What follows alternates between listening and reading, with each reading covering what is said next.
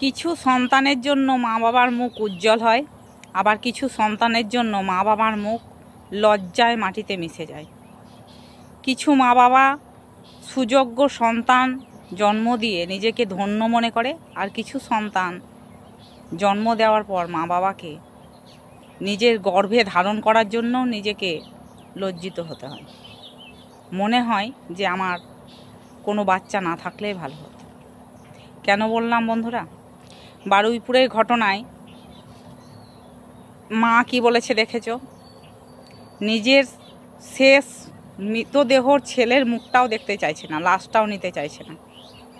আর আমরা এখানে আরেকজন ছাত্রকে দেখেছি, সে একজন মুখ্যমন্ত্রীকে ক্লাসের মধ্যে কিভাবে অপমান করেছে।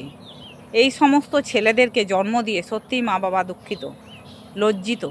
তার জন্যে প্রত্যেকটা ছাত্রছাত্রী থেকেই নিজেদেরকে অভ্যাস করা উচিত, কোনটা আমাদের বলা উচিত, কোনটা আমাদের করা উচিত। কি ঠিক বললাম বন্ধুরা? কমেন্টে অবশ্যই জানিও।